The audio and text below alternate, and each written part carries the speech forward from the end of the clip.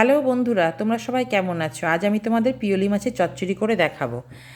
250 গ্রাম পিওলি মাছ, তাতে 1 চামচ লবণ দিয়ে মাছগুলোকে ভালো করে হাত দিয়ে কচলে নেব, যাতে মাছে কোনো আঁশ না থাকে। তারপর মাছগুলোকে 6-7 বার জল দিয়ে ভালো করে ধুয়ে নিতে হবে। মাছগুলো ধোয়া হয়ে গেলে মাছগুলোতে পরিমাণ মতো হলুদ ও স্বাদ মতো লবণ দিয়ে ভালো করে মাছগুলো মেখে নিতে হবে। তারপর মাছগুলোকে একটা ছাঁকনিতে রেখে 6-7টা পটল, 2টো আলু, 2টো বেগুন ও কিছু ধনেপাতা কেটে নিয়েছি, 2টো টমেটো, কয়েকটা লঙ্কা ও 2টো পেঁয়াজ কুচিয়ে নিয়েছি। এবার কড়াইয়ে তেলটা গরম করে মাছগুলো সব কড়াইয়ে ছেড়ে দিলাম। মাছগুলো লাল করে ভাজা হয়ে গেলে তারপর মাছগুলোকে আমরা অপর পিঠ উল্টে দেব, যাতে অপর পিঠটাও ভালো করে ভাজা হয়ে যায়। মাছগুলো ভাজা হয়ে গেছে। এবার মাছগুলো তুলে রেখে সেই তেলের মধ্যে আমরা কেটে রাখা পটলগুলো লাল করে ভেজে নেব।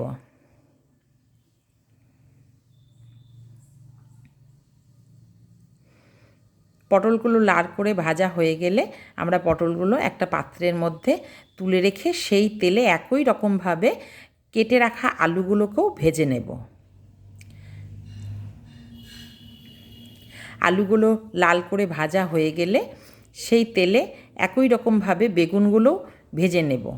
বেগুনগুলো লাল করে ভাজা হয়ে গেলে এবার বেগুনগুলো সেই পাত্রেই তুলে রেখে দেব।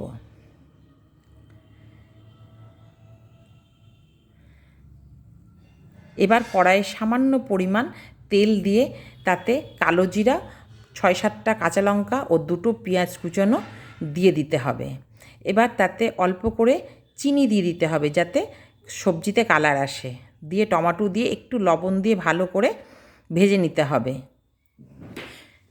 তারপর সবজিগুলো তার মধ্যে দিয়ে দেব, দিয়ে স্বাদ মতো লবণ ও পরিমাণ মতো হলুদ দিয়ে দেব।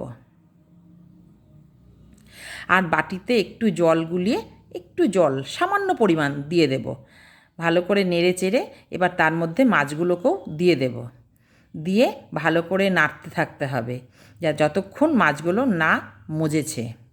মাছগুলো মজা হয়ে গেলে তাতে সামান্য পরিমাণ 1 চামচ মতো ভাজা মশলা দিয়ে দিতে হবে, যেটা আমি তোমাদের প্রথমে দেখাতে ভুলে গেছি।